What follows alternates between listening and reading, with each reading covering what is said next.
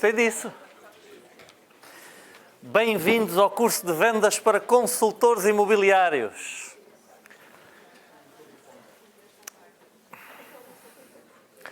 Então, nós o ano passado desenhámos este curso. Foi a primeira vez que resolvemos experimentar fazer um curso só para um setor da atividade.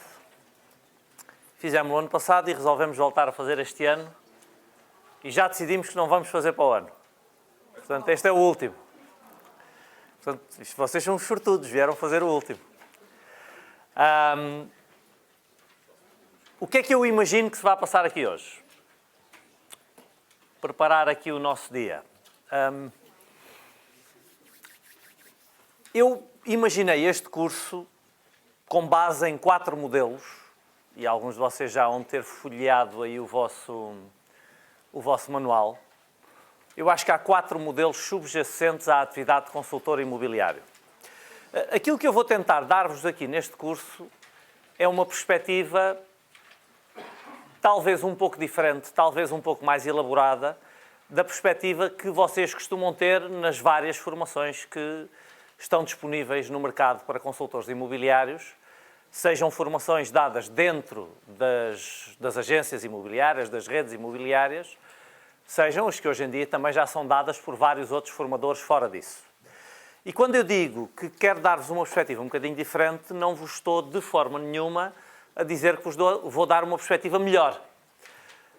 Se a área que está bem capacitada de formadores é claramente a área do imobiliário.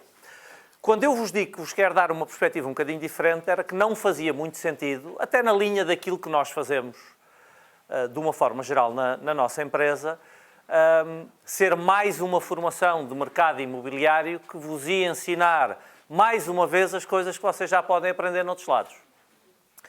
Então eu tento dar-vos aqui uma perspectiva um bocadinho diferente de coisas que eu acredito que não é fácil que vocês possam aprender noutros lugares. Nomeadamente uma perspectiva muito mais orientada para o negócio, uma perspectiva com algumas nuances da parte psicológica do trabalho que são importantes e durante, aqui mais ou menos a meio, se calhar na segunda metade da manhã, vou inclusivamente correr aqui alguns riscos, que é uma coisa que eu gosto. E o que é que eu quero dizer com correr riscos? Vou dizer aqui algumas coisas polémicas, para nos fazer a todos pensar um bocadinho. Talvez eu vos vá provocar aqui com algumas ideias que entrem em conflito com algumas que vocês têm. Talvez algumas delas entrem em conflito com algumas coisas que vos ensinaram e que toda a gente na indústria tem como garantido. E se por um lado vou correr riscos, eu corro sempre riscos com alguma cautela. O que é que eu quero dizer com isto? Vou já aqui assumir que eu não sei se tenho razão. Porquê é que eu digo isto? Porque, eu não sou dono da verdade. Se vocês esperavam fazer um curso com o dono da verdade, inscreveram-se no curso errado. Eu tenho ideias e reflexões e tenho o hábito de experimentar essas ideias e medir o resultado dessas ideias. Aquilo que eu ensino as empresas a fazer, porque a nossa atividade principal é coaching de negócios, consultoria de negócios, aceleração de resultados empresariais, e das primeiras e mais importantes lições que nós levamos a todas as empresas e a todos os profissionais é exatamente aprenderem a medir as ideias que querem testar para perceber se elas funcionam ou não. Então, as minhas ideias podem estar certas ou erradas, mas todas foram testadas. E o resultado foi medido. E, portanto, nós temos a convicção de que elas funcionam. Quer elas vos façam mais ou menos sentido, não se preocupem muito com isso. Porque cada vez mais eu me preocupo pouco em ter razão.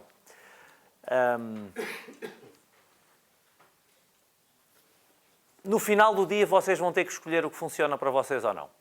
No final do dia, ouçam que orador ouvirem, leiam que livro lerem, vocês vão ter que distinguir aquilo que vos pode servir daquilo que talvez não sirva. Então, em nenhuma altura eu vou tentar convencer-vos de que tenho razão e vou-vos pedir também que façam o mesmo, que não me tentem convencer de que eu não tenho. Estamos de acordo? Não me tentem convencer de que vocês têm razão e eu não tenho quando as ideias forem conflituosas, porque eu também não vou tentar convencer-vos. Eu tenho uma responsabilidade, eu tenho que vos tentar explicar porque é que eu acredito nisto. Então, se eu for um bocadinho insistente, é só eu tentar explicar a minha perspectiva. Porque como estou eu no palco e vocês desse lado, eu tenho que explicar a minha perspectiva. Mas não vale a pena nós estarmos aqui a bater de frente e é assim, não é ao contrário. Isso não vale a pena. Até porque um alerta que eu vos quero fazer e que eu cada vez mais faço também nos meus cursos e nas minhas palestras é de que eu tento sempre dizer o máximo de coisas possível com que de facto vocês não concordem. Eu tento dizer o máximo de coisas possível que choque com aquilo que vocês acreditam. E porquê? A razão é muito simples. Nenhum de vocês precisa de passar 8 horas num curso a ouvir coisas que já acredita e que já sabe. Se vocês fizerem o investimento do tempo, que é ainda mais importante que o dinheiro, para vir aqui e passar um dia, é bom que vocês ouçam o máximo de coisas possível, ou que vocês nunca tenham ouvido, ou que vocês nunca tenham pensado nisso nessa perspectiva, ou que vocês não concordem. E é exatamente quando vocês estiverem mais chocados com aquilo que eu disser, é a altura que vocês têm que parar para pensar. Então questionem-me, mas não rejeitem o que eu estou a dizer. Pelo menos até às 6 da tarde. A partir das 6, vocês podem escolher o que vão usar ou não. Eu até vos incentivo a ter espírito crítico. Tá? Eu não sou guru. Os gurus é que querem seguidores. Eu não sou guru. Nem quero vir a ser nunca. Todos somos adultos. Vocês todos são profissionais da indústria. A vossa experiência é pelo menos, se não mais, tão válida como a minha. Tá? Então, discutam, questionem, acima de tudo, questionem muito, mas não rejeitem pelo menos até às 6 da tarde. Depois das 6 da tarde, façam o que quiserem. Até lá, tomem muitas notas. A partir daí, podem deitar as notas fora. Se não forem boas. Tá? Estamos de acordo? Boa. Então, eu como... A minha equipa sofre muito comigo. Vou-vos confessar isso. Porque eles tentam ser o mais organizados possível, e eu exijo-lhes isso. O mais organizados possível, o mais metódicos, terem tudo pronto, terem tudo previsto como discutiram comigo e como fizemos das outras vezes. E às vezes com demasiada frequência, na opinião deles pelo menos, e se calhar eu não posso discordar, eu na hora chego e troco tudo. Porquê? Porque, não sei, eu tenho uma ligação qualquer não sei onde e de repente isto aparece tudo diferente. Então, ainda que eu vos vá dizer as mesmas coisas que estavam previstas e que vocês têm no manual, eu decidi que vou dizê-las de uma forma diferente. Decidi agora. Porquê? Porque por alguma razão me parece que vai fazer sentido. Nós temos um curso, que normalmente é o primeiro curso que damos no ano, que se chama Psicologia do Sucesso em Vendas, onde nós tratamos essencialmente os aspectos mentais e os aspectos psicológicos que têm impacto nos resultados da atividade comercial. E eu acredito profundamente que é o curso, de todos os nossos cursos de vendas, é o mais estruturante. Porquê? Porque eu acredito que aquilo que mais peso tem nos nossos resultados é o que se passa aqui dentro. É a nossa atitude e a nossa filosofia de vida. Eu gosto de usar o termo filosofia, não se choquem com ele. Talvez durante o dia vá ficando mais claro porque é que eu uso esse termo. É o nosso entendimento sobre a realidade e a capacidade que esse entendimento nos dá de fazermos melhores escolhas e tomarmos melhores decisões. A minha filosofia é o que me permite responder de forma mais adequada aos desafios que vão aparecendo. E, portanto, os aspectos da psicologia e da filosofia das vendas eu acredito que são decisivos. E, portanto, dos 4 modelos que eu tenho para vos apresentar, o primeiro modelo é aquilo que eu chamo o modelo mental do consultor imobiliário. E porquê? Porque os melhores consultores imobiliários que eu conheci até hoje, seja em Portugal, seja no estrangeiro, são muito bons em todo o entendimento que têm do negócio, mas são fora de série no entendimento que têm sobre os aspectos relacionados com a sua própria performance. O que é que eu quero dizer com isto? São fora de série no que respeita à sua atitude mental, à sua atitude perante a vida, à sua atitude perante a sua atividade. Então, durante a primeira metade da manhã, nós vamos essencialmente dedicar-nos a pensar sobre qual é o modelo mental do consultor imobiliário de sucesso. Depois vamos pensar no modelo económico. O que é o modelo económico? É o que é que eu tenho de fazer na atividade imobiliária, como é que se constrói uma venda e como é que se transforma essa venda depois em dinheiro para o mercado, para o consultor imobiliário. Na parte da tarde começamos pelo modelo operacional e aquilo que eu chamei o modelo operacional é, acima de tudo, o marketing do consultor imobiliário. E o que é isto do marketing? Eu gosto de simplificar as coisas. É, acima de tudo, como é que se geram contactos? Como é que eu gero contactos que depois me garantam uma taxa de conversão suficiente para fazer mais transações? E, no final, a última coisa que vamos falar é o que eu chamo o modelo financeiro do consultor imobiliário. E isto porquê? Porque a esmagadora maioria dos consultores imobiliários estão por conta própria e mesmo aqueles que não estão por conta própria, quase todos estão pelo menos com comissões. Mesmo que tenham uma remuneração fixa, têm uma comissão, uma parte variável do seu rendimento que se pretende seja bastante significativa. Então eu tenho que controlar, ou tenho que saber controlar os fluxos financeiros da minha atividade, porque o modelo económico vai depender da forma como eu controlo os fluxos financeiros. Porque o próprio modelo operacional vai depender da forma como eu controlo os fluxos financeiros. E eu tenho visto constantemente consultores imobiliários de grande qualidade que fazem um ótimo trabalho e são ótimos no modelo económico e no modelo operacional e que depois tragam tudo na falta de controle do fluxo financeiro. E, inclusivamente, vi vários colegas desses abandonar a profissão. Porque depois de, durante muito tempo, umas vezes sou o inseto, outras vezes sou o para-brisas, há um dia que dizem isto não é para mim.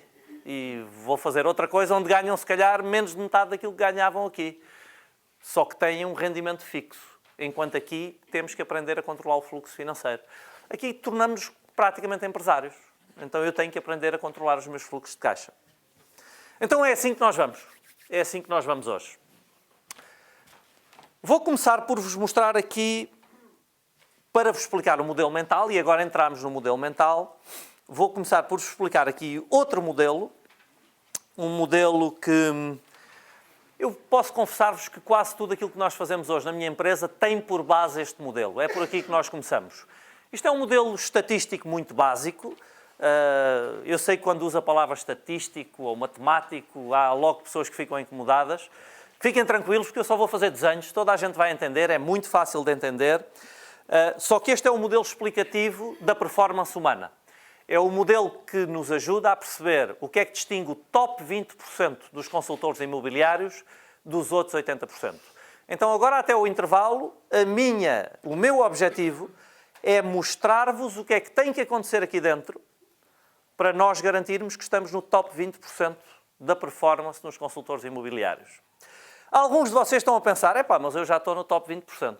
Espetacular. Então vamos usar esta informação para passar para o top 10%. Mas eu já estou no top 10%. Ótimo, vamos usar a informação para passar para o top 3%, que é um dos tops mais interessantes. O top 3%. Se vocês já estiverem no top 3%, então é para ficarem lá. Vão usar a informação para ter a certeza que vão lá ficar e que ninguém vos vai roubar esse lugar. Até porque é importante lá ficarmos. Então, eu vou desenhar aqui o tal do modelo. Só fazer aqui mais uma nota antes de desenhar o modelo.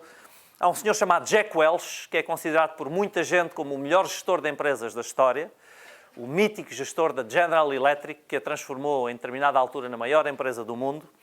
Ele diz que isto que eu vos vou explicar agora é a coisa mais importante para saber sobre a gestão de uma empresa. Porquê? Porque é a coisa mais importante para saber sobre a performance das pessoas que trabalham numa empresa. E vocês têm muita sorte, porque se o Jack Welch é muito bom a gerir empresas e identificou isto como a coisa mais importante, facilitou-nos imensa vida, eu sou o melhor gajo do mundo a explicar isto. Portanto, é melhor ser eu a explicar do que o próprio Jack Welch. Porquê? Porque eu explico todos os dias há muitos anos. Então eu vou desenhar aqui uma curva. Eu desenho muito mal, hein? A curva pretende ser simétrica. Eu sei que ela não está totalmente simétrica, mas isso é a minha inabilidade para o desenho.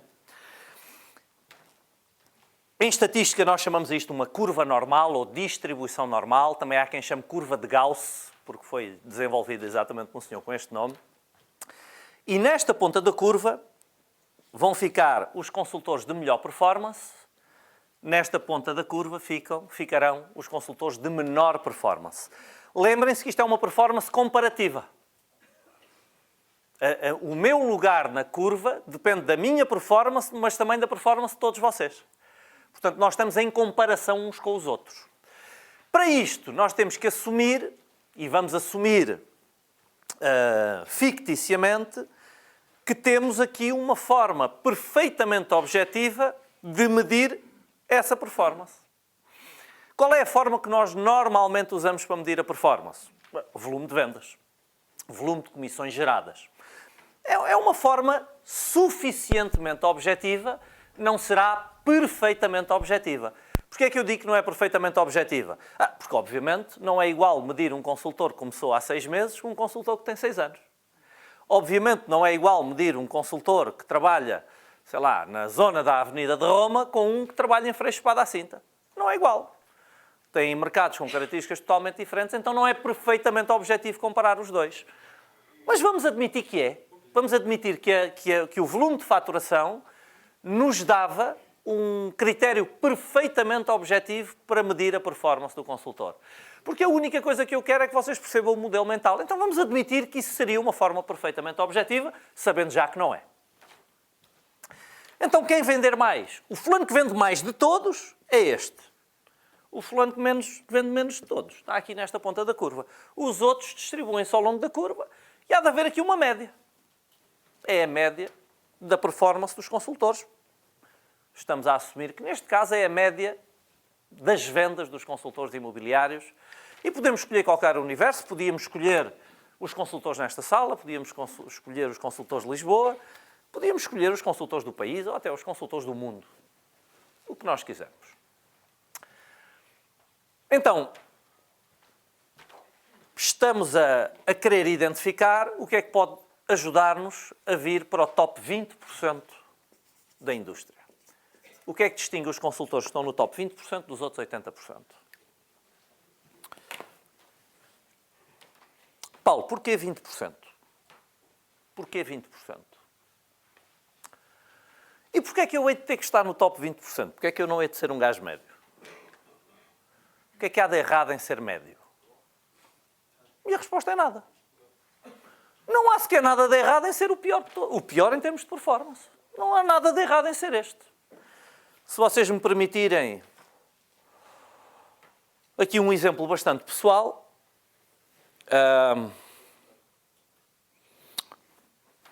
Estas coisas depois ficam gravadas, é complicado, estão ali as câmaras. Mas eu, como gosto de correr riscos, estamos em março, não é? A meio de janeiro tive uma conversa com o meu filho. O meu filho vai fazer agora 16 anos. Qual é a motivação da conversa? Vamos dizer que as notas que ele teve no primeiro trimestre, como é que eu digo isto? Foram um bocadinho abaixo das expectativas da mãe dele.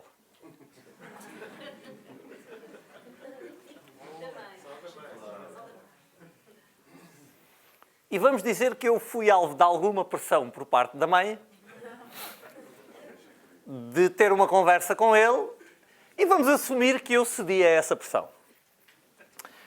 Então nós tivemos um jantar juntos, os dois sozinhos, muito interessante. Porque são as primeiras conversas de homem que estamos a ter, não é? Ele está a fazer 16 anos, está na adolescência, num instantinho vai ser adulto. E começamos a ter que ter algumas conversas sérias, que não é o mesmo tipo de conversas que tínhamos há 2, 3, 4 anos. Não é? E eu não lhe dei a palestra, ou não lhe dei esta palestra, mas acabei por lhe dar, de alguma forma, algum tipo de palestra. E eu disse-lhe, filho, não há nenhum problema em seres um fulano médio. Eu não te amo mais aqui do que aqui. Eu amo-te igual. Estando aqui ou estando aqui, eu amo-te igual. Tens a minha aprovação incondicional. Aliás, por mim até pode estar aqui. Eu amo-te igual aqui do que aqui. Se for uma escolha consciente tua, estares aqui, aprovação incondicional do teu pai. Não posso garantir o mesmo no que respeita à mamã.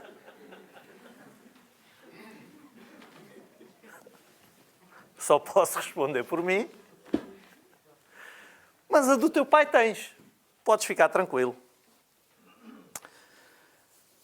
E vou-te dizer, olha, passar fome ou não teres onde dormir, pá, é muito pouco provável porque eu posso pagar essas coisas.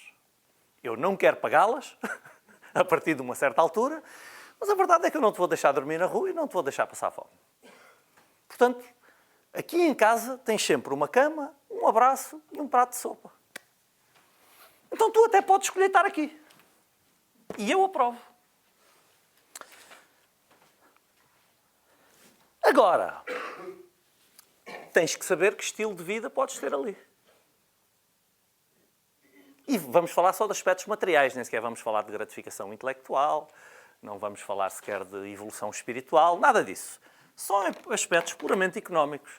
Filho, a média, o salário médio em Portugal são 916 euros. Se tu fores médio, é importante tu saberes que estilo de vida é que os 916 euros pagam. Não há nada de errado com esse estilo de vida. Tu tens é que me dizer, pai, esse estilo de vida é o que eu quero. Tranquilo. Não há nada de errado com isso. Está tudo bem. Agora, há coisas que tu estás habituado que não vão acontecer.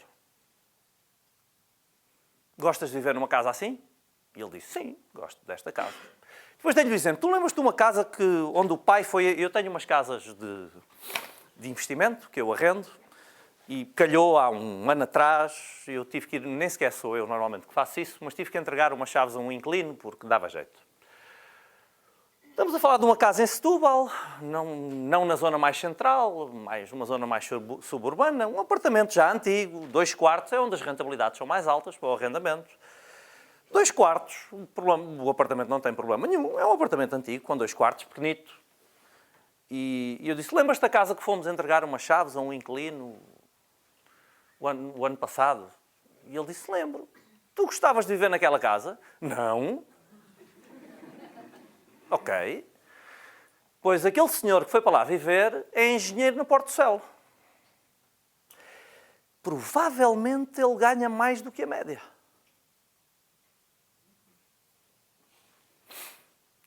Ligou-me o mês passado a dizer que vai sair da casa que não consegue pagar a renda. São 250 euros por mês. Pagou sempre. Teve a transparência de dizer, Paulo, eu não estou a conseguir pagar a renda, vou sair. São 250 euros por mês. Então, filho, vamos supor que o salário do fulano é o médio, ele tem dificuldade em pagar 250 euros por mês e eu compreendo porquê, porque se calhar tem mais 250 para pagar de um carro. Tem 2 filhos, quase não lhe sobra para comer. O carro do senhor eu não sei qual é, mas é fácil fazer contas. Com 250 euros por mês, ele pode ter um carro muito pequenino ou vai ter um carro muito antigo. Tu às vezes falas de carros que tu gostas e que achas giros e tal. Não há. Sendo médio, não há. Ou seja, tu levas o estilo de vida que tu levas porque, do ponto de vista profissional, em termos de retorno, é disto que eu estou a falar. Hein? Os teus pais não são médios. E não ser médio dá muito trabalho. Ser médio é mais fácil. Não ser médio dá muito trabalho. Para tu teres as casas que tens e andares nos carros, que andas e estudares na escola que tu estudas, porque com este salário não se podia estudar na escola que tu estudas, e não é só para ti, é para a tua irmã também, para tu passares as férias que passas, mais dia, menos dia, vais estar a beber bebidas azuis com guarda-chuvas em cima, hoje ainda não tens idade. A tua irmã já bebe. Eu sei que tu bebes, mas não quando eu estou a ver. O teu pai não é ingênuo e já teve 15 anos.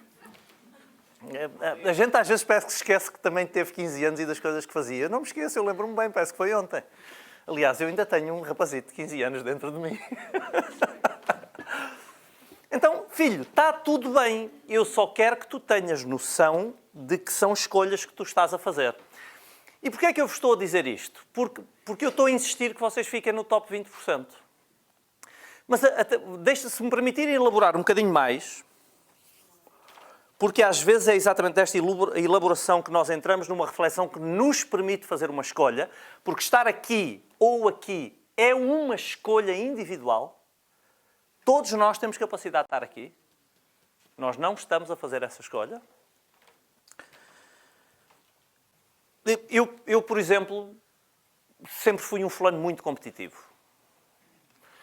E acho que é a minha natureza. Não podia arranjar aqui um monte de alibis para explicar isso, mas provavelmente é a minha natureza. A minha educação também foi essa. A verdade é que fui incentivado sempre a ser competitivo. E mais do que isso, eu fui atleta de alta competição quando era miúdo. E ainda mais de um desporto individual. Eu joguei ténis, tive ranking profissional, ranking ATP de ténis. E no ténis só ganha um. Todos os outros perderam.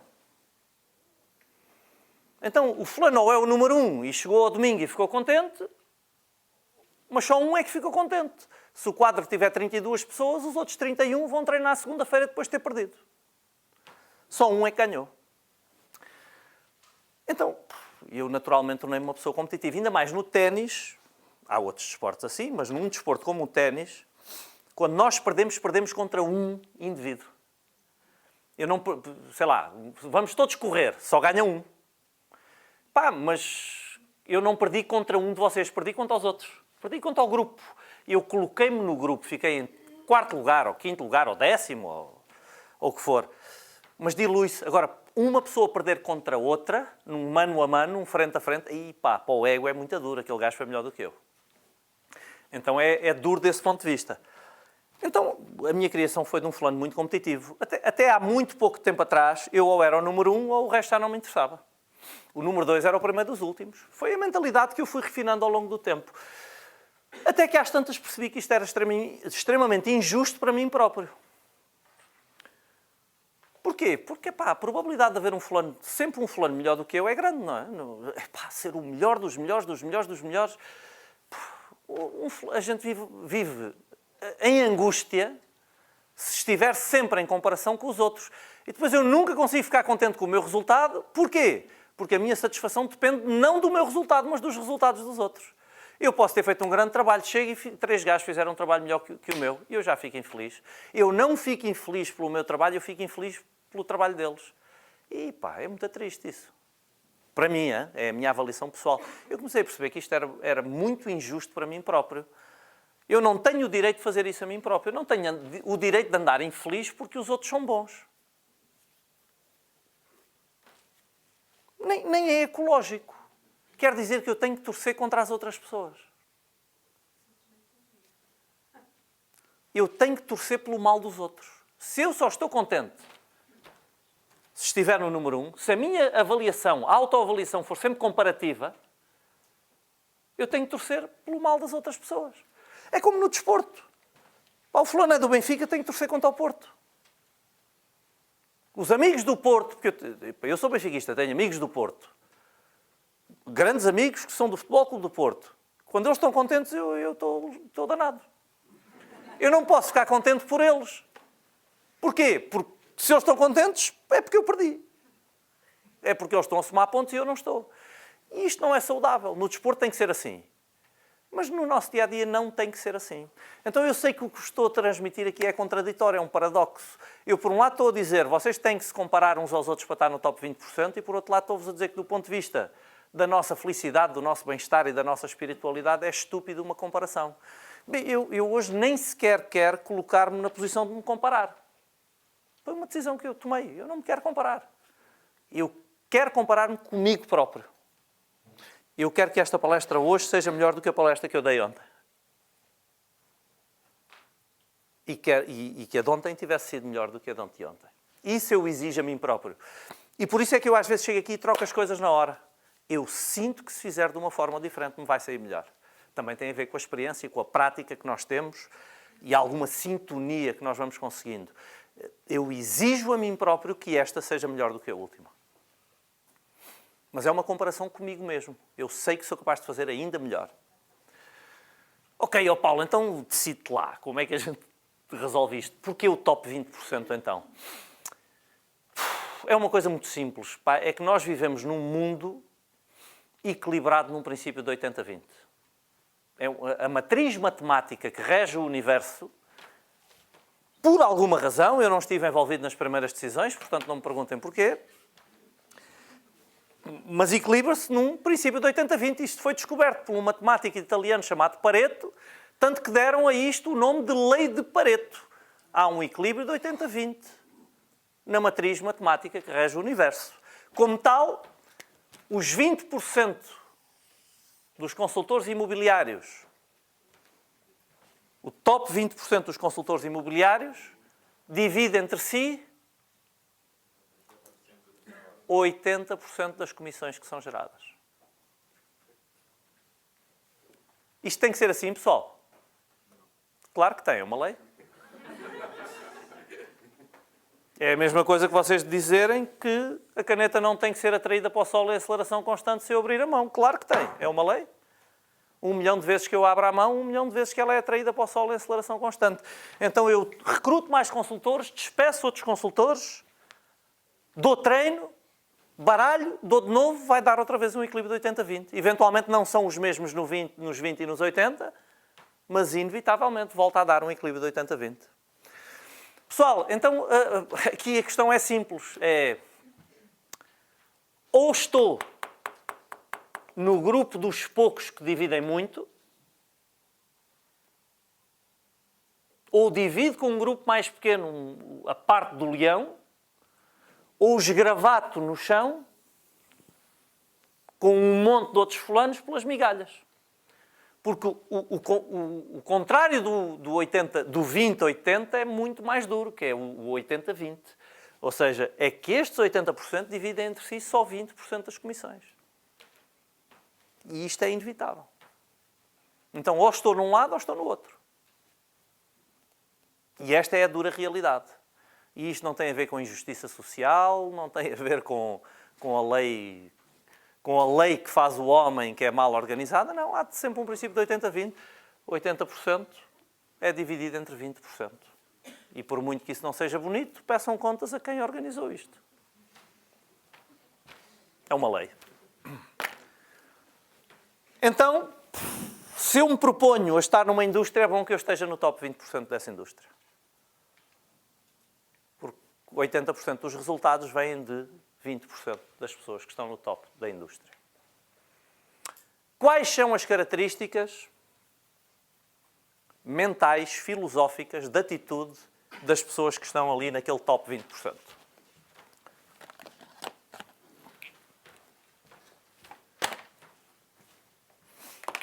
Então vamos desenhar aqui a curva outra vez.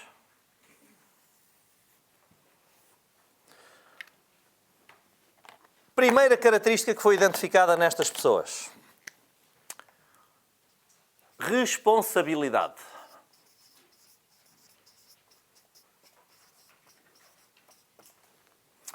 Responsabilidade é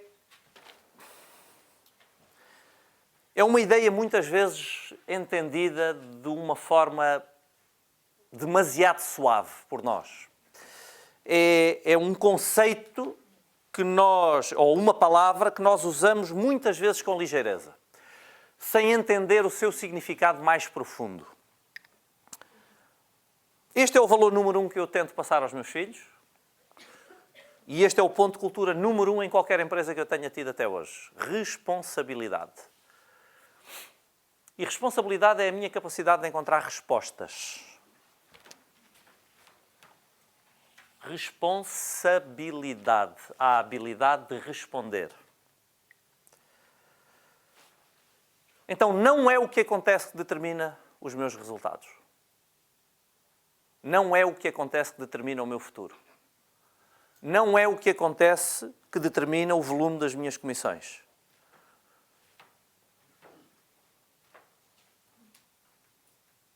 É a forma como eu respondo a tudo isso. Inglaterra vai ou não sair do euro? Eu sou capaz de responder a isso. O mercado vai continuar a subir ou vai estabilizar ou eventualmente até vai descer? Eu sou capaz de responder a isso. Seja o que for que aconteça, eu sou capaz de responder a isso. Oh Paulo, mas tu não entendes, Mercúrio está retrógrado em Peixes até dia 28. Eu sou capaz de responder a isso. Sim, o meu marketing pode vir a ter problemas, principalmente o meu marketing digital. Porquê? Porque o Facebook, e o Instagram, e o LinkedIn e o WhatsApp vão crashar todos durante 24 horas. E as minhas peças de marketing ficaram suspensas no éter. E isso vai afetar o meu negócio? Claro que sim, mas eu posso responder a isso. Sim, é natural que o meu telefone deixe de funcionar amanhã, a meio do dia. Alguns de vocês, amanhã, se isso acontecer, alguns vão pensar, o gajo é bruxo. E a resposta é Mercúrio retrógrado em Peixe.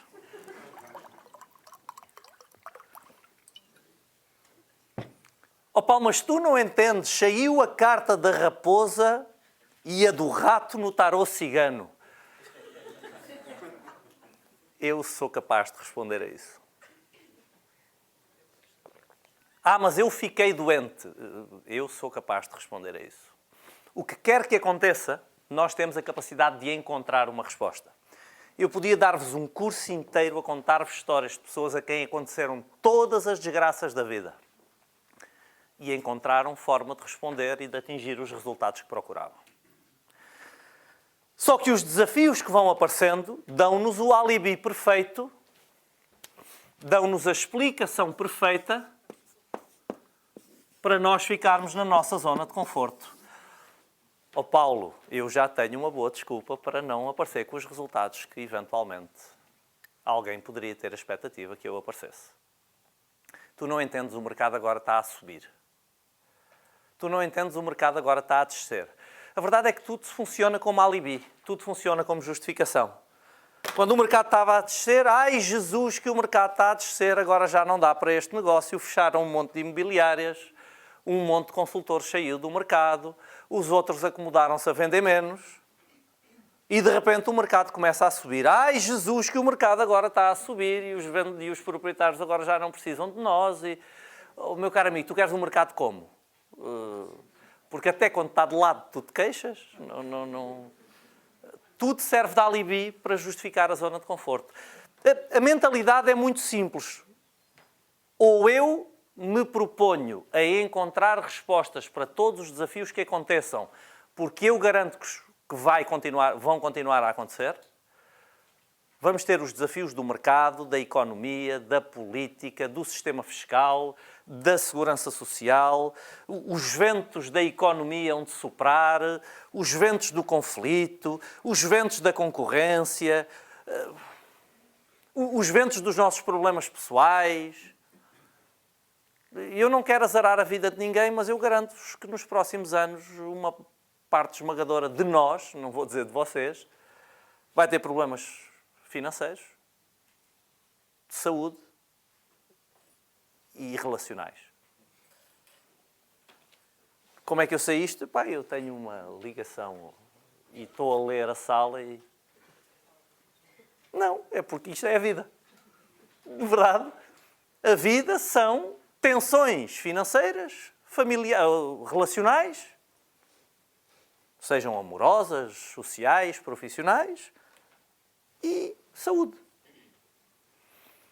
Alguns de nós vão engordar nos próximos anos. Eu vou lançar o baralho cigano a ver se eu não sou um deles. Alguns de nós vão ficar doentes. Alguns de nós vão separar-se dos seus relacionamentos amorosos. Estatística, se estão aqui 150 pessoas, é inevitável que algumas delas se separem nos próximos anos. Tranquilo, algumas vão se apaixonar e vão... Há algumas pessoas nesta sala que estão loucas para se apaixonar. Eu leio mentes. Alguns de nós vão encontrar o grande amor da sua vida. A vida é isto. A vida é isto. Alguns de nós vão ter problemas, alguns de nós vão ficar cheios de dinheiro e outros de nós, se calhar, vão ter algumas tensões financeiras no futuro. Aqui a resposta é que depois deste curso é mais provável que vocês fiquem cheios de dinheiro do que tenham as tensões financeiras.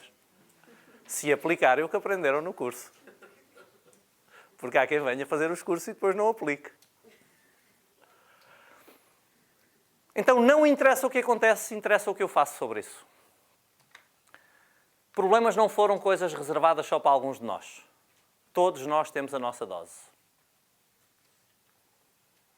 O que distingue as pessoas que estão no top 20% das outras é que estas encontram uma forma de responder àquilo que acontece.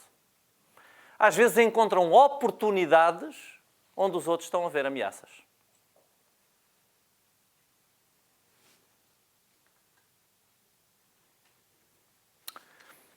As pessoas que estão neste lado da curva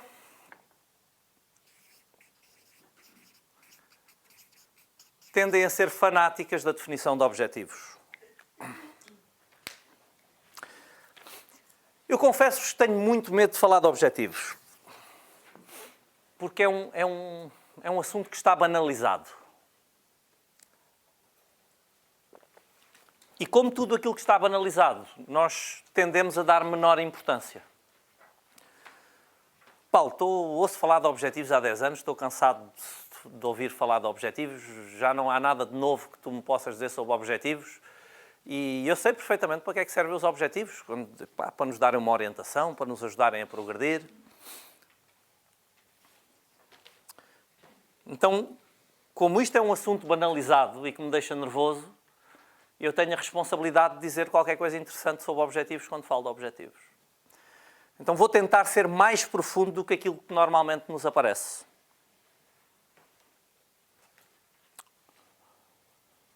Mais do que as motivações, mais do que a sensação de progresso, mais do que a orientação, os objetivos dão-me o critério mais básico para todas as escolhas que eu faço na minha vida.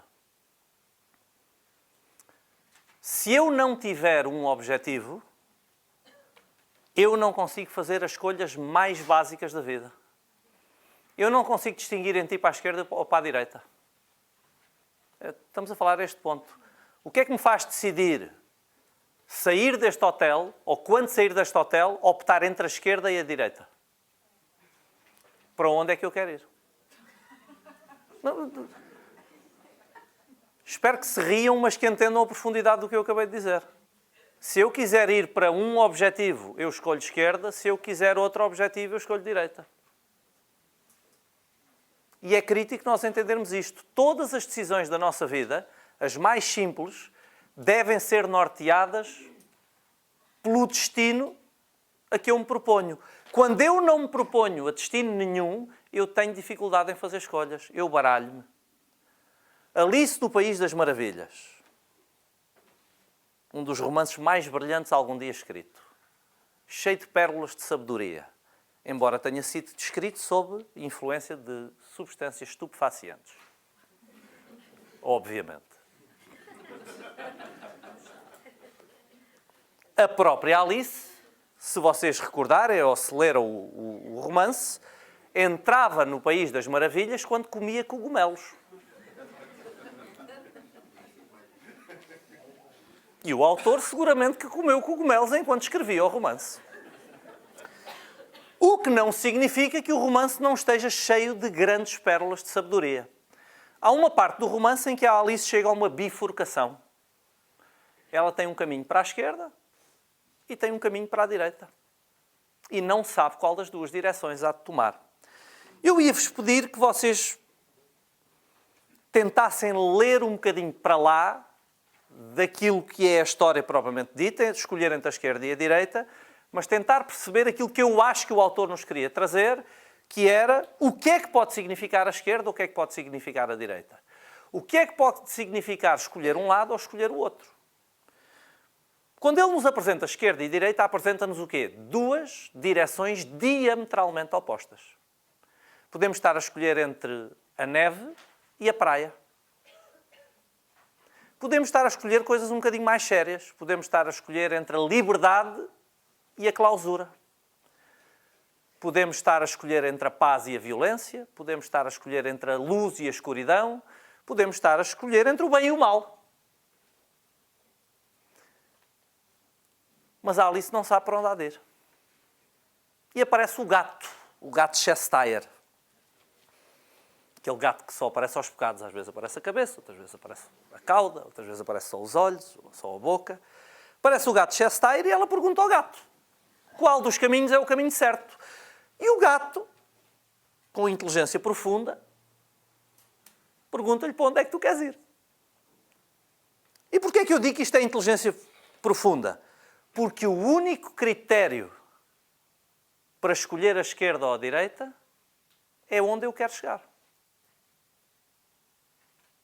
E ela diz, não sei, eu estou perdida. E o gato complementa dizendo, então qualquer um dos caminhos te vai servir. E esta é a história da vida da maior parte de nós. Qualquer dos caminhos nos serve porque nós não sabemos para onde vamos. Então nós andamos a ouvir falar de objetivos, mas a verdade é que nós nunca percebemos a importância dos objetivos. Se nós formos gastar aí uma nota preta para organizar uma festa, imaginem uma festa de casamento, uma festa de batizado, uma festa onde vamos gastar muito dinheiro, onde vamos trazer muita gente, nós tiramos tempo a definir como queremos que seja a festa e fazer o plano para que a festa corra bem? Fazemos isso ou não? Óbvio que fazemos, porque eu não quero chegar lá e perceber que não há cerveja. Eu não quero chegar lá e perceber, afinal, ninguém tratou da música. Eu não quero chegar lá e perceber, então, mas e comida? Então nós tratamos tudo. Quem é que traz a música? Que tipo de música é que vai ser? O que é que nós vamos fazer? O que é que vai acontecer? O que é que se come? Como é que se come? O que é que se bebe? Quem é que cuida disto? Quem é que cuida daquilo? Quem é que cuida daquele outro? Porquê? Porque se eu vou dar a festa, eu quero que aquilo corra tudo bem. Eu fui padrinho de casamento numa festa, num casamento no Funchal há uns anos, e lembro-me de estar na mesa e o pai do noivo a dizer, nós viemos aqui 5 vezes testar o menu. Até apurar que era aquele o menu que queriam. Porquê? Porque era um dia importante para eles e eles queriam que fosse perfeito. Se nós vamos fazer uma viagem, se vamos de férias, nós preparamos as férias. Nós definimos o dia em que vamos sair, nós definimos o dia em que voltamos, definimos qual é o meio de transporte que vamos usar, se vamos de carro, se vamos de avião, definimos onde vamos dormir. Às vezes pré-programamos as atividades que vamos fazer. Porquê? Porque é uma semana importante para nós, nós queremos que aquilo corra tudo bem. Então nós preparamos tudo. Para mim é a lista dos restaurantes. Tratem do resto. Eu só quero saber para onde é que vamos porque eu escolho os restaurantes onde nós vamos jantar todos os dias. Porquê? Porque é o que eu gosto. Eu gosto é de comer. Vou fazer o quê? Isso é que me diverte. Agora, eu não quero chegar a nenhumas férias e chegar lá e não saber sequer onde é que se come. Eu não quero enganar, eu não quero perder uma refeição. Porquê? Porque é importante para mim. Eu não quero perder uma refeição. Eu não quero ter um jantar durante as festas e digo, eu comi mal hoje. Bolas. Já não basta passar o ano inteiro a comer saladas e salmão e pelo menos nas férias. Se eu comesse só aquilo que gosto, pesava 500 quilos. Então é eu saber o que quero que me permite fazer as escolhas. Agora reparem qual é o contrassenso. Nós somos capazes de tirar uma tarde para planear umas férias, nós somos capazes de tirar uma tarde para planear uma festa, mas a esmagadora maioria de nós nunca tirou uma tarde para planear a sua vida. Porquê? Porque isso não é importante. A esmagadora maioria de nós nunca tirou uma tarde para planear a sua carreira. Ou a sua reforma. Como é que eu escolho o básico? Como é que eu escolho em ti para a esquerda ou para a direita? Como é que eu escolho onde é que vou gastar estes 500 euros? Porque se eu tenho 500 euros na mão, eu posso usá-los de várias formas. Ainda outro dia acho que partilhei no Facebook aqueles slides com quotes, não é? Com frases ditas por alguém. E esta era dita por uma das pessoas que eu mais admiro na vida, um senhor chamado Warren Buffett. Várias vezes considerado o homem mais rico do mundo, e é um fulano que se calhar a maior referência da minha vida. E ele dizia, nós damos $500, não sei se era 500, mas damos $500 a um fulano de classe média e ele volta com umas calças de ganga novas e uns Nike. Damos $500 a um rico e ele volta com $1000. Porquê? Porque têm objetivos diferentes. Enquanto um tem o objetivo de acumular, e não vamos discutir se o objetivo está certo ou está errado. O outro tem o objetivo de consumir. Então é isso que define onde é que eu vou gastar os $500. Se eu vou reinvestir os meus €500 em marketing, se eu vou usá-los para levar para casa para comprar uns ténis aos meus filhos, se eu vou fazer um jantar, se eu não vou trabalhar a próxima semana porque tenho €500 na conta, se eu vou comprar umas cortinas lá para casa, ou se vou investi-lo no mercado de ações, tudo depende do quê? Dos meus objetivos. Se eu não tiver os meus objetivos claros, eu não sei o que fazer com o dinheiro. E quando eu não sei o que fazer com o dinheiro, normalmente faço asneira. Gasto, consumo.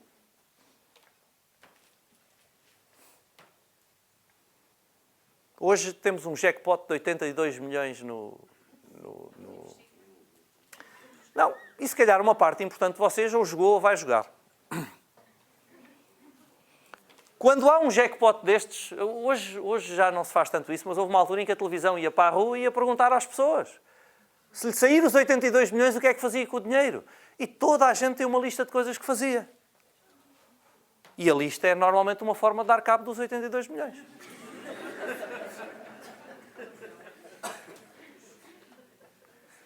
E ao dar cabo dos 82 milhões, dão cabo da sua própria vida e dão cabo da vida das pessoas que lhes são mais próximas. Esta é a história da esmagadora maioria, estamos a falar de 90% das pessoas, a quem sai um grande prémio. Em 2, 3 anos dão cabo das suas próprias vidas e muitas vezes do seu ciclo mais próximo. Eu sei que todos vocês estavam na disposição de arriscar, mas a estatística não é favorável. Porquê? Porque estas pessoas não têm objetivos relacionados com o dinheiro. Porquê é que a maior parte de nós não somos ricos? Porque não temos objetivos relacionados com o dinheiro. Nós não encontramos sequer as respostas porque não fazemos as perguntas. Se eu nunca perguntar a mim mesmo, será que era possível acumular 1 milhão? Se eu nunca definir para mim mesmo, eu gostava de acumular 1 milhão, eu não tenho a mais pequena chance sequer de encontrar as respostas que me levam lá. Porque mesmo que eu passe os olhos nas oportunidades, eu não as vejo. Eu não posso encontrar uma resposta a uma pergunta que eu não fiz. Quem faz os meus cursos, e alguns de vocês já fizeram vários, sabem que eu gosto de perguntar por quem é que está vestido de amarelo na sala. Amarelo como podia ser outra coisa qualquer. Quem é que sabe quantas pessoas são? E talvez alguns de vocês saibam porque já andaram a entrar, o gajo vai perguntar pelo amarelo. No momento em que eu entro numa sala à procura das pessoas de amarelo, eu começo a identificá-las. Está uma aqui, está outra ali no fundo. Se eu passear aí um bocadinho pela sala, talvez eu encontre mais uma ou outra pessoa de amarelo. Mas eu só encontrei o amarelo quando começo a procurar por ele. E enquanto eu procuro o amarelo, eu não encontro ninguém de roxo. Porquê? Porque eu estou à procura do amarelo. Ou seja, se eu não oriento a minha atenção com base nos meus objetivos, eu posso ter qualquer coisa na frente dos meus olhos e não a vejo. Porquê? Porque eu não disse ao meu cérebro que eu tenho que reparar naquilo. São os meus objetivos que dão essa orientação.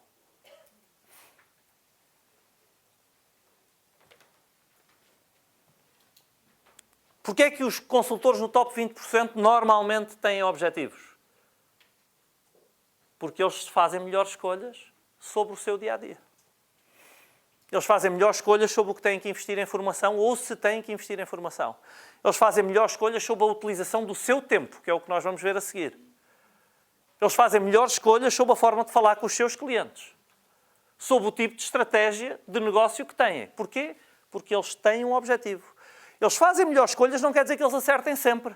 Mas mesmo quando falham nas escolhas, eles perceberam que a escolha foi errada e podem afiná-la. Se eu não sei para onde me movo, eu entro no turbilhão do dia-a-dia e faço aquilo que toda a gente faz. E se eu faço aquilo que toda a gente faz, eu sou médio. E é por isso que nós andamos em torno da média. É por isso que o Jack Welch tem 20% aqui, 10% deste lado, e o resto é 70% em torno da média, que andamos todos a fazer igual uns aos outros. Eu posso estar a fazer a maior burrice do mundo, mas se todos estiverem a fazer igual, está tudo bem. Às vezes nós preferimos fazer a coisa errada, praticamente sabendo que é errado, porque é o que toda a gente está a fazer, do que fazer a coisa certa quando até temos a convicção de que era a coisa certa. Epá, mas é mais seguro fazer o que toda a gente está a fazer. É como a história do prospector de petróleo que morre e chega ao céu, bate à porta, vem o São Pedro e diz: olha, lamento, não temos vaga para prospectores de petróleo. Está cheia a ala dos prospectores de petróleo. E ele diz: então e agora? Eu portei-me bem a vida toda, segui os mandamentos, fiz tudo direitinho, para vir para o céu, agora chega aqui e você diz-me que não tem vaga. São Pedro diz: lamento, epá, não há vaga, o que é que quer que lhe faça? Está cheio, olhe. Está a ver? É aquela ala ali dos prospectores de petróleo, não tem um lugar. E ele diz: epá, que chatice, então agora, epá, vá lá ao inferno, a ver se lhe arranjam lá uma vagazinha, aqui não há. E ele diz: epá, que chatice, não queria nada ir para o inferno, pá.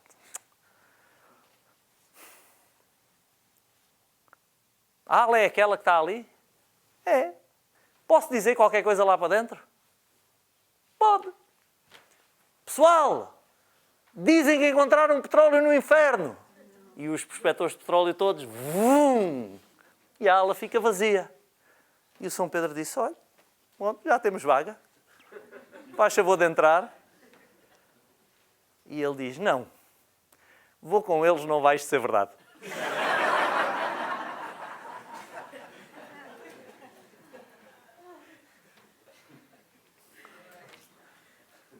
O gajo não resiste, embora ele saiba que é mentira, foi ele que inventou, mas o fulano não resiste, não vai ser verdade. Epá, fazendo o que os outros todos estão a fazer, eu estou seguro.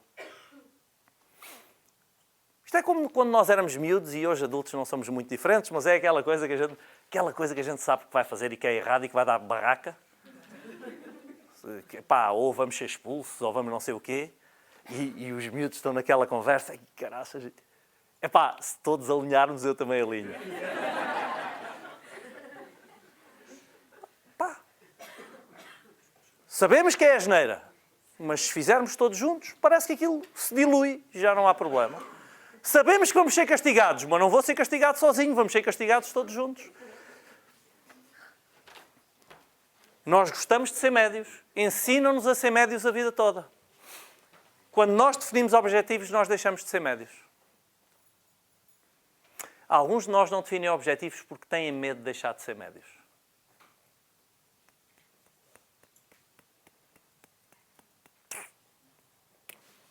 Vou ficar diferente dos meus amigos.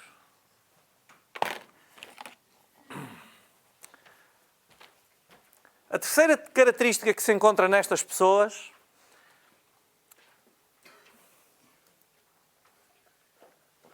é o entendimento de uma série de princípios que estão subjacentes à vida. Uma série de princípios que estão subjacentes à nossa existência. Uma série de princípios que estão subjacentes àquilo que nós fazemos. Eu gosto de chamar a estes princípios leis. Dei-vos o exemplo da lei da gravidade há pouco. A lei da gravidade é uma lei da física, funcionamento causa e efeito perfeitamente linear, o fulano abre a mão, a caneta cai.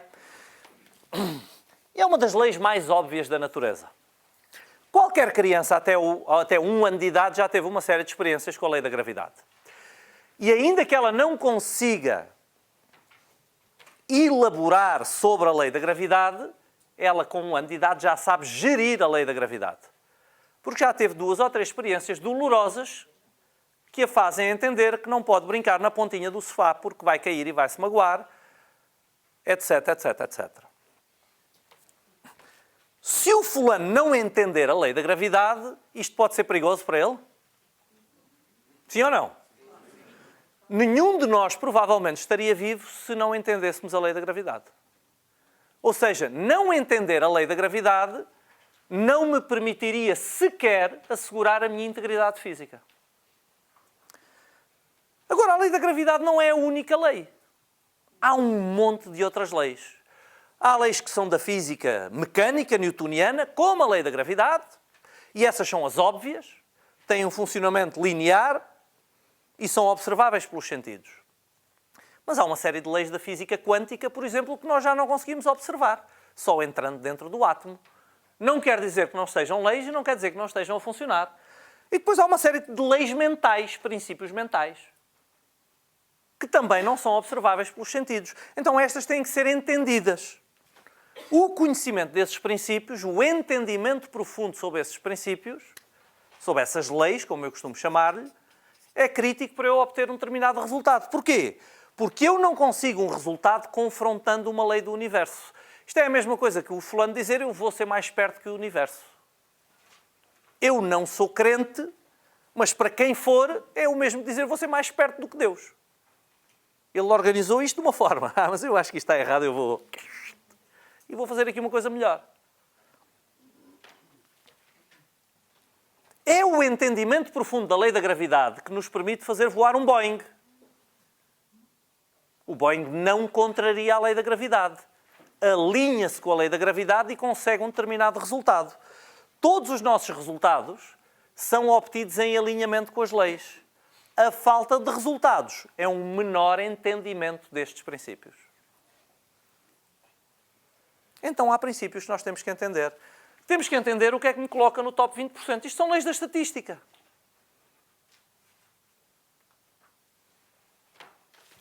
Tenho que entender o que é que me coloca na média. É a famosa lei das médias. Na estatística temos outra lei importante em vendas, que é a lei das probabilidades.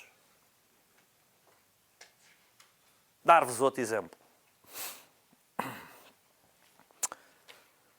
A minha filha vai entrar no 3º ano da universidade, que agora já o 3º ano já vai dar licenciatura, e quis fazer Erasmus. E meteu na cabeça, porque meteu na cabeça que há de ser no Rio de Janeiro.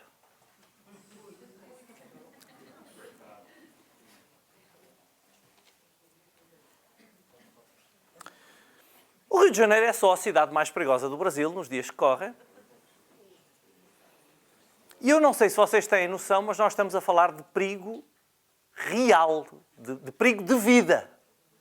E outras coisas que serão, se calhar, quase tão graves como a vida. Mas ela, na sua ingenuidade, acha que talvez não seja assim tão mau. Argumento da Mariana. Tenho uma amiga, e tu até conheces a mãe dessa amiga, que esteve lá 6 meses e não aconteceu nada. Mostra o quê? Uma falta de entendimento profundo sobre a lei das probabilidades. O facto de, na ponta da curva normal, ter havido aqui uma aberração estatística, e em estatística até lhe damos um nome, chamamos outlier. É uma coisa tão rara, tão rara, tão rara, que não é sequer considerada na amostragem. Como há aqui um outlier, quer dizer que o perigo não é relevante. Isto é uma falta de entendimento das leis. Eu já tive um Fiat e nunca avariou. Não, desculpa. Até o próprio nome já diz o que vai acontecer. Fui iludido. Agora é tarde.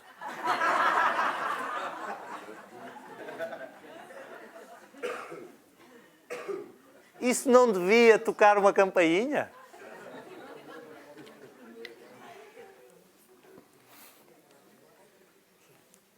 Epá! Conheço um fulano que fumou 3 maços de tabaco por dia. Só comeu gorduras saturadas, carboidratos refinados a vida toda e viveu até aos 105 anos. E conheço outro que era vegetariano.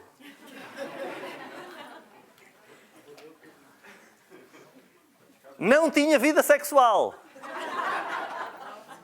Dormia 10 horas por dia e que morreu de cancro. Pá, então isso não interessa. Meu caro amigo, o senhor não entende a lei das probabilidades. Que é uma lei da estatística, é uma coisa básica. A lei das probabilidades ensina-nos o quê? Qualquer coisa pode acontecer.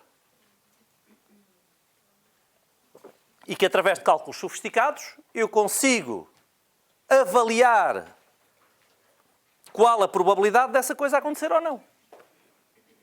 Pode acontecer um avião agora vir e bater contra este hotel. E até está junto ao aeroporto. Pode acontecer? Pode. Epá, a probabilidade disso acontecer é ínfima. É tão baixa, tão baixa, tão baixa, que em estatística nós dizemos é zero. Em rigor, tende para zero. Agora, a probabilidade de todos nós chegarmos à hora do almoço é bastante elevada. Porquê? Porque nunca ninguém faleceu durante um curso meu. E eu dou cursos todos os dias há 10 anos.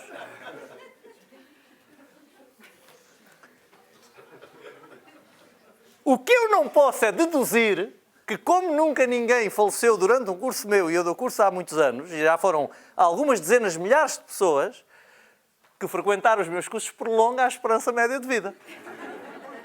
Isso seria uma falta de entendimento da lei das probabilidades. Estão a ver onde eu quero chegar? Entender as coisas permite-nos fazer escolhas melhores. Obviamente que eu estou preocupadíssimo com a escolha da minha filha. Se ela escolher... Vocês já perceberam que eu não sou grande pai, não é? Mas, pelo exemplo do meu filho. Se ela escolher, eu vou-lhe dar o meu apoio incondicional. Não garanto o da mãe, mais uma vez. Mas o meu ela vai ter.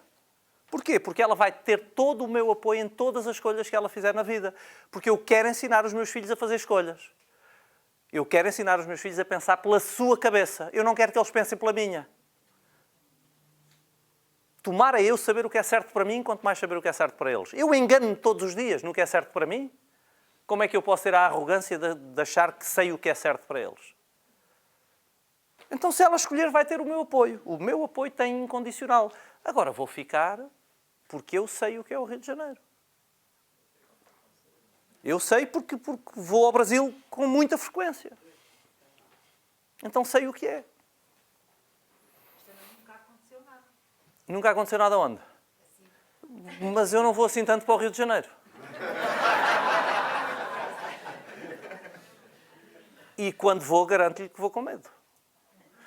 E quando estou no Brasil e frequento muito mais cidades seguras do que cidades menos perigosas, não é seguras, não há cidade... Segura é Lisboa. Não há cidades seguras, mas cidades menos perigosas do que outras mais perigosas, e evito todo o tipo de comportamento de riscos. O significa o quê? Que eu tento reduzir a probabilidade de me acontecer alguma coisa. Agora, eu sei que a probabilidade de me acontecer lá é muito maior do que a probabilidade de me acontecer aqui. Nunca me aconteceu nada, mas isso não garante que não lhe vai acontecer a ela. E ela não tem a experiência que você tem para diminuir o risco. E ela não tem essa capacidade de se defender de algumas coisas que eu me defenderia, mas no Rio de Janeiro até eu teria muita dificuldade em defender-me de algumas coisas. Porque o fulano vai numa rua principal, cheia de gente, não oferece perigo nenhum, e de repente os cariocas se pressentem, veem ali 2 ou 3 movimentações e eles veem um arrastão. E eles vão e enfiam-se dentro das lojas, dentro de casas de banho de um café ou de um boteco. Epá, o turista, eu sei lá quando é que vem um arrastão, eu percebo alguma coisa daquilo.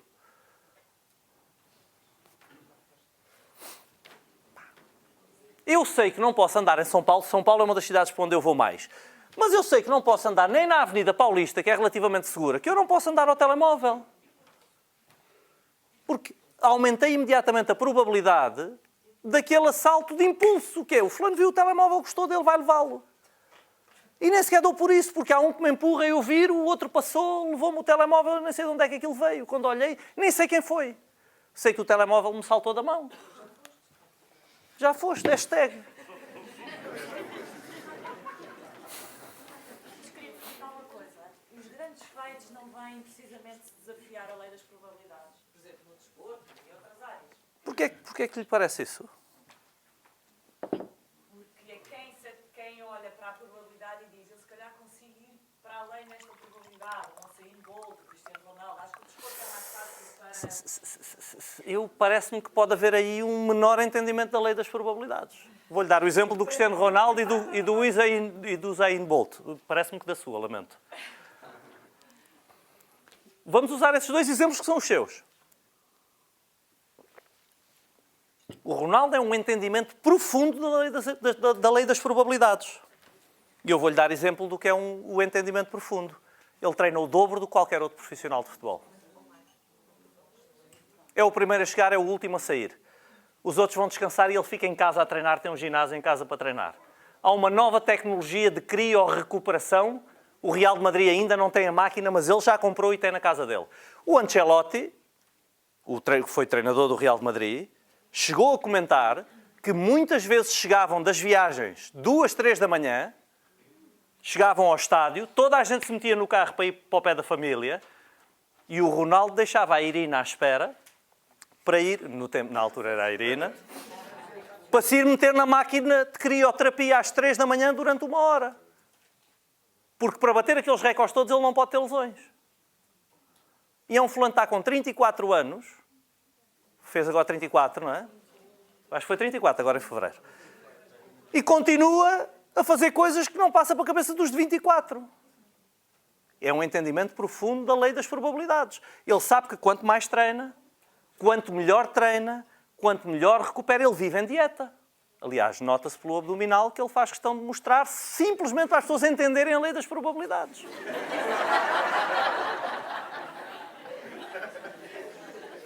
É educativo aquilo. Aquilo é para as pessoas perceberem, tu não tens disto com francesinhas. Nunca me vão tatuar um M dourado aqui. Há um vídeo de Usain Bolt a treinar no YouTube, procurem. Sprinta, vomita, sprinta, vomita, sprinta, vomita. Para correr 10 segundos e ganhar a medalha de ouro, passou 4 anos a vomitar todos os dias, porque é o treino até à exaustão total do corpo. Isto é um entendimento profundo da lei das probabilidades. Quanto mais eu me preparar, maior a probabilidade de eu atingir um resultado. Se eu estiver disposto a fazer aquilo que a média dos meus concorrentes não estão dispostos a fazer, eu aumento brutalmente a probabilidade de atingir o resultado. São entendimentos profundos da lei das probabilidades. E da definição de objetivos. Mas para tentar contornar, ou seja, como há bocado se dizia, entender o funcionamento incontornável, para não estar a bater contra uma parede, para tentar... É como a história da caneta, se deixa cair, vai cair sempre. É entender isso e tentar desafiar, não é o que está a dizer que eles fazem. Eles entendem para tentar ir um pouco mais além. Eles tentam desafiar-se nos objetivos. Não no entendimento daquilo que os leva lá. Não entenderem o desafio das probabilidades seria o Ronaldo querer bater os recordes todos, deitado na praia, a encher-se de hambúrgueres e de bebidas azuis, guarda-chuvas em cima. Isso é que seria o desafio da lei das probabilidades. É eu tentar fazer 1 milhão de vendas em comissões como consultor imobiliário a fazer o posicionamento de esplanada. Não, estou na minha zona de posicionamento e cada gajo que passa eu jogo-lhe um cartão.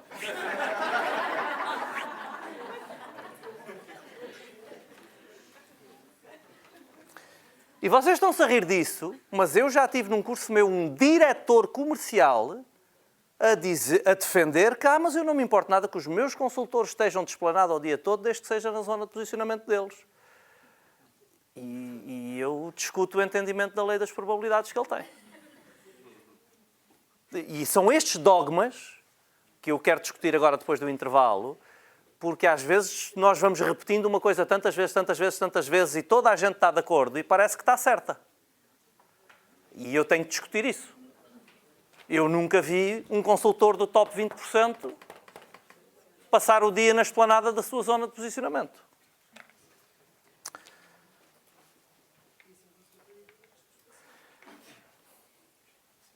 E depois têm disciplinas.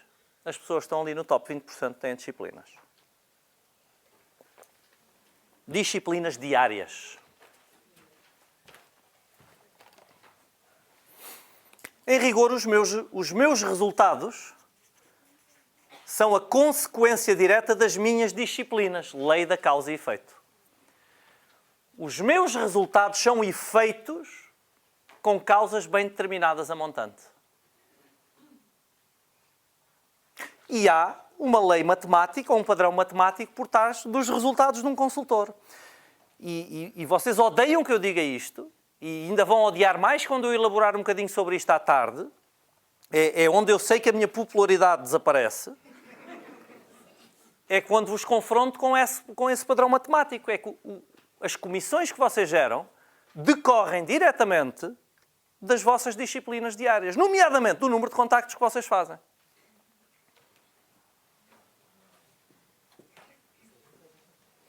Mas porquê é que ninguém quer medir o número de contactos que faz? Porque dói. A mim também me dói pesar-me. Nunca gosto do número que lá está. Como é que eu reajo a isso? Não me peso.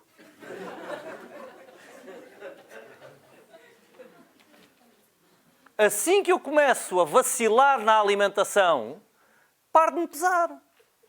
É óbvio, só me peço quando sei que vou mais ou menos não ficar irritado com o número. É por isso que a malta não gosta de medir. Porque no dia em que eu for medir quantos contactos faço por dia, eu entendo o quê? Que não faço os suficientes.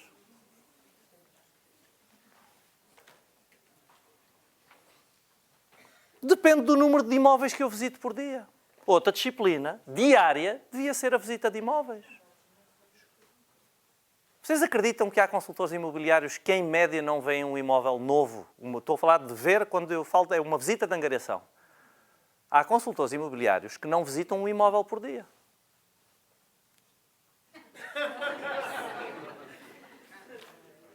Nesta sala. E eu acabei de dizer isto, e alguns de vocês já estão a pensar, mas isso ninguém visita. Isso é quase impossível. Um por dia é demais. Não é o mínimo. Se eu não estou a visitar um imóvel por dia, eu ando a fazer o quê? Há coisas melhores para eu fazer do que visitar um imóvel por dia? Não dá para fazer na esplanada, exatamente. Então há uma série de disciplinas. Há coisas que eu tenho que fazer todos os dias. E se calhar há disciplinas fora das disciplinas do trabalho que me podem ajudar ou não. A minha alimentação vai ter impacto nos meus resultados. Porquê? Porque os meus níveis de energia dependem também da minha alimentação. Os meus hábitos de exercício físico, obviamente, vão ter impacto no resultado. Porquê? Porque o meu nível de energia também depende disso. Se a minha vida emocional é estável ou não, vai ter impacto nos meus resultados. Sim? Se eu estou com mais ou menos dinheiro, isso vai ter impacto nos meus resultados. Tudo vai ter impacto, todas as minhas disciplinas. Porquê? Porque as disciplinas se afetam umas às outras. Então, pessoal, não dá para fazer isto sem disciplinas. Os casos típicos. Bom, eu prefiro entalar os homens nos exemplos do que as senhoras. Fica-me melhor. Diz o marido. Querida, tu estás nisso de ser consultora, tu estás por conta própria, tu geres o teu tempo, tu é que vais buscar os miúdos, porque eu tenho um emprego. Isto nunca acontece, desculpem, mas... E também, obviamente, que vais levá-los. Porquê? Porque eu tenho um emprego, eu tenho que entrar às 9 e depois, como sou um profissional bem-sucedido, logo se vê quando é que saio. Agora, tu não. Tu estás por conta própria, tu podes escolher. Temos este problema nas finanças para ir tratar, vai lá tu, porque eu estou a trabalhar. Não, quem está por conta própria não trabalha, toda a gente sabe, não é? Mas o mais engraçado é que, às vezes, isso só nos dá um alibi para também não termos disciplinas. É que, às vezes, nós gostamos disso. Gostamos inconscientemente. E isto dá-me um alibi para eu não ter que aparecer com determinado tipo de resultados e dá-me um alibi para eu não ter que fazer determinadas disciplinas. Porque eu não posso chegar às 9 porque eu tenho filhos. Eu não posso sair depois das 6 porque a minha família é a prioridade. Eu não estou a dizer que isto está errado. Estou-vos a dar noção de que tudo é um alibi. Oh Paulo, mas é um alibi... Isto são factos, isto são escolhas. Claro que são os alibis mais perigosos. Os alibis mais perigosos são aqueles que são de facto sérios. Esses são os alibis mais perigosos, os outros são esfarrapados. Quanto mais forte o alibi, mais me descansa de eu não ter que fazer nada, mais assegura a minha zona de conforto. Não deixa de ser um alibi. Não deixa de atrasar a minha performance. Então, pessoal, há disciplinas que vocês têm que fazer. Vocês precisam de disciplinas de marketing, precisam de disciplinas operacionais de atividade diária. Sem disciplinas nós não vamos a lado nenhum. Jim Rohn falava na fórmula do sucesso. Práticas simples, repetidas diariamente de forma disciplinada.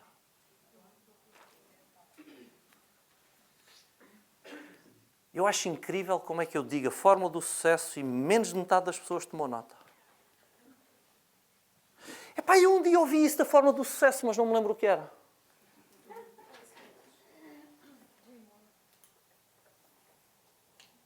Práticas simples, repetidas diariamente de forma disciplinada. Eu, quando falo desta fórmula, costumo pedir às pessoas que sublinhem 2 palavras. Palavra simples, para que toda a gente entenda para que não há nada de complexo no sucesso. Passa pela repetição de coisas muito simples. E se não quiserem acreditar em mim, acreditem pelo menos em Warren Buffett, há de saber alguma coisa sobre sucesso. Ele diz, na vida e nos negócios, são as coisas simples que trazem resultados extraordinários. Não sou eu que digo, é Warren Buffett. Na vida e nos negócios, são as coisas simples que trazem resultados extraordinários. E o Warren Buffett complementa, o grau de dificuldade não conta. Vou dizer outra vez. O grau de dificuldade não conta. O que conta é a repetição de disciplinas. As pessoas que atingem resultados fora de série não é por fazerem coisas difíceis. É pela repetição disciplinada de coisas fáceis.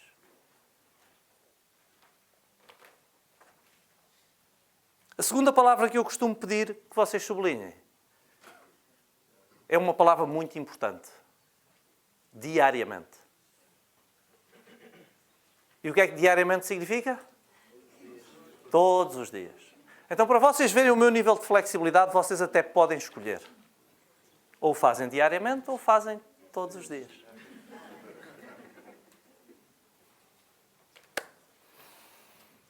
O gajo come salada, sopa e fruta fresca ao domingo, o domingo inteiro. Então, depois, a partir de segunda-feira e até sábado, pode ser pizzas e hambúrgueres todos os dias. E cheesecakes. Não.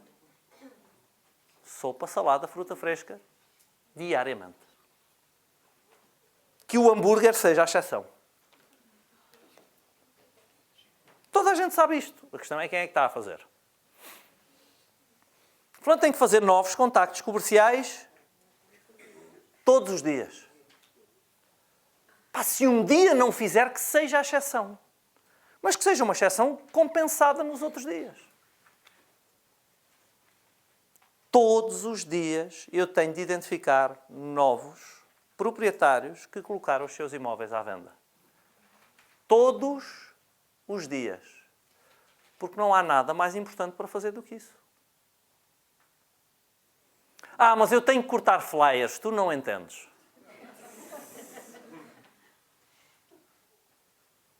Tu é que não entendes a lei das probabilidades.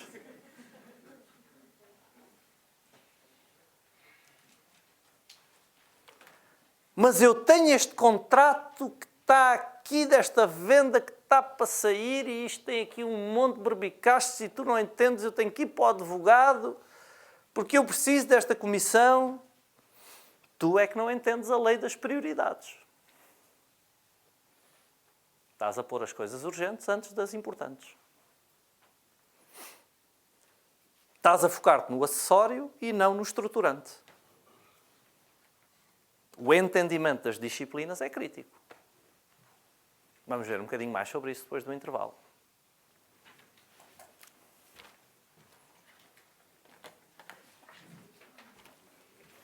Em rigor, e para terminarmos, nós temos uma força que nos empurra para este lado e temos uma força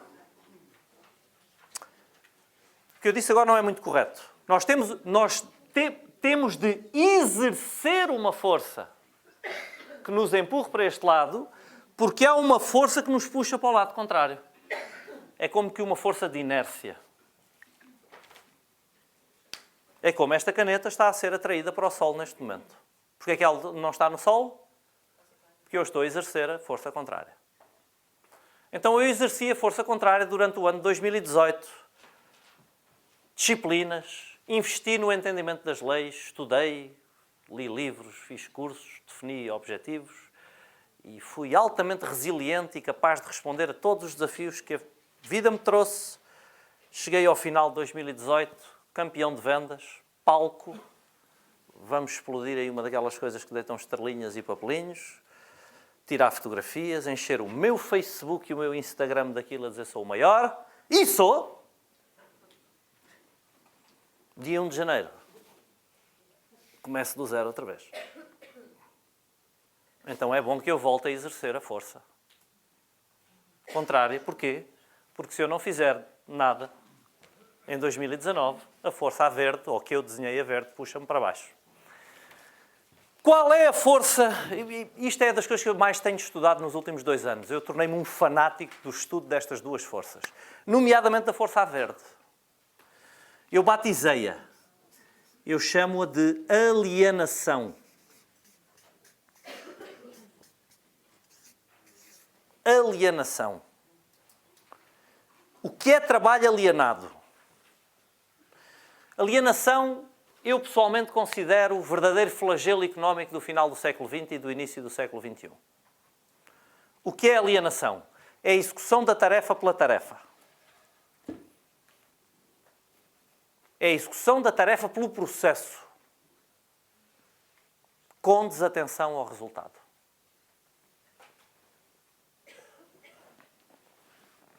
Vocês pedem-me para cozinhar o jantar.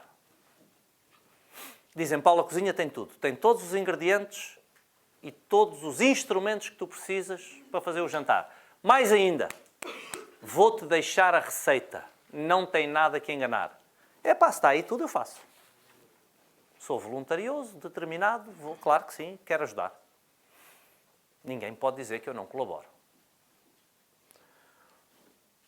A receita diz, coloca um tacho ao lume.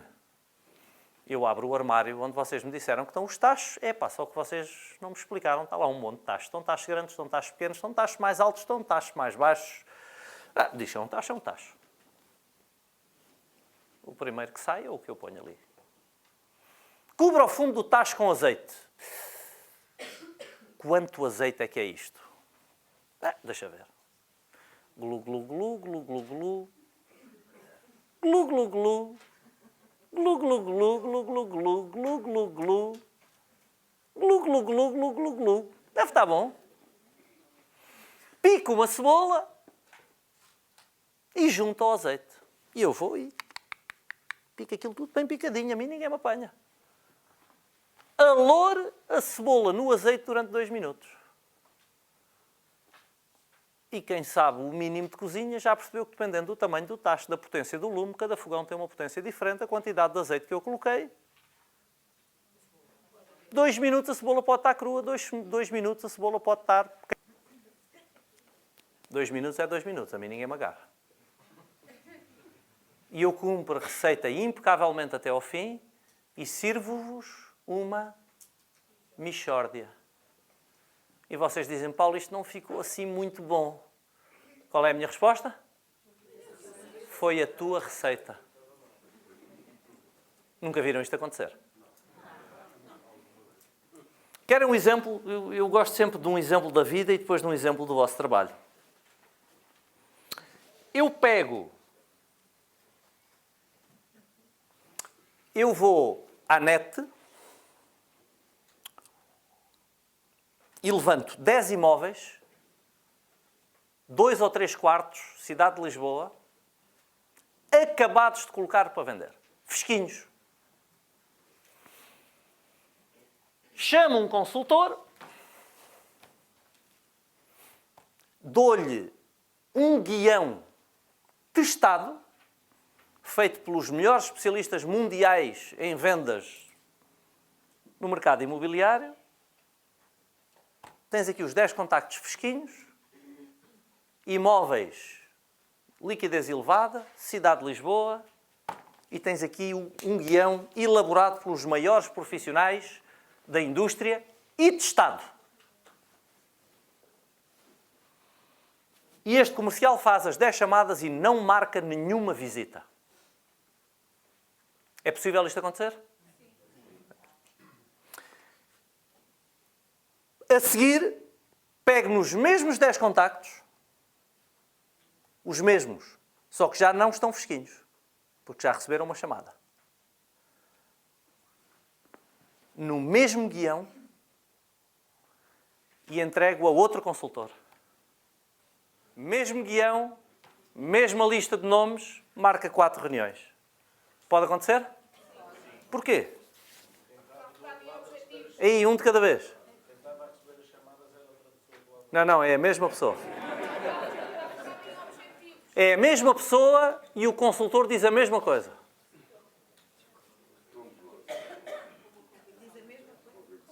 O mesmo guião está a dizer a mesma coisa. Está mais focado naqueles princípios todos. Está nos 20% e o outro está nos 20%. Então eu vou-vos dizer qual é a diferença. É que um faz as 10 chamadas para dizer que fez as 10 chamadas. Um segue o guião para dizer que seguiu o guião. E o outro fez as 10 chamadas para marcar reuniões. Enquanto um faz a chamada para fazer a chamada e poder dizer a si próprio, e eventualmente há alguém que lhe peça contas sobre isso, que fez tudo direitinho como me ensinaram, tem um bom alibi, o resultado não apareceu, mas eu fiz tudo direitinho, segui a tua receita, o outro não está lá para seguir uma receita e para ter um alibi. O outro fez a chamada até marcar as reuniões. Disseram as mesmas coisas, só que um disse para marcar reuniões e o outro disse para cumprir um procedimento. Este é o flagelo económico do final do século XX, do início do século XXI, é que nós andamos a fazer as coisas pelos processos em vez de as fazermos pelo resultado. Nós fazemos para nos sentirmos bem com a execução, em vez de fazermos para ter um resultado.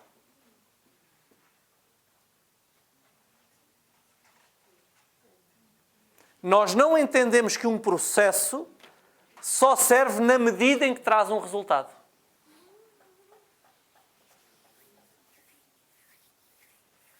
E então eu posso seguir a mesma receita e apresentar-vos um prato verdadeiramente brilhante ou a verdadeira mixórdia. Porque enquanto um esteve preocupado em seguir a receita, o outro esteve preocupado em ver o que é que aquilo dava. Ok, 2 minutos, está bem, mas deixa lá olhar. Deixa-me ver se em 2 minutos a cebola já está no ponto certo ou se num minuto eu já tenho que baixar o lume ou tirar o tacho do lume ou juntar já outra coisa. Enquanto um junta um tempero, porque é o que diz na receita, o outro junta o tempero e depois prova.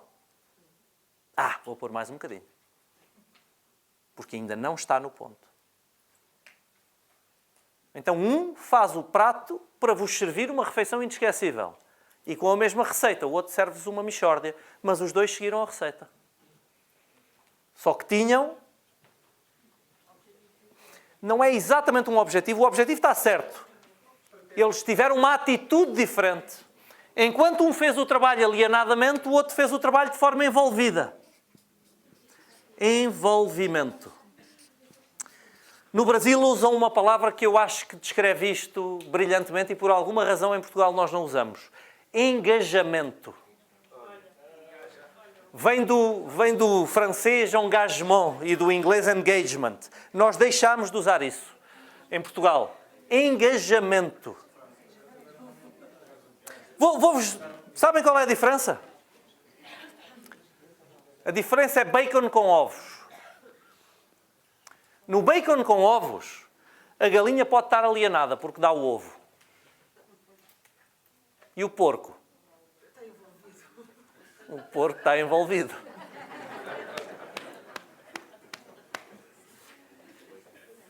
Pessoal, seja o bacon. Seja o bacon, seja o porco, não sejam a galinha.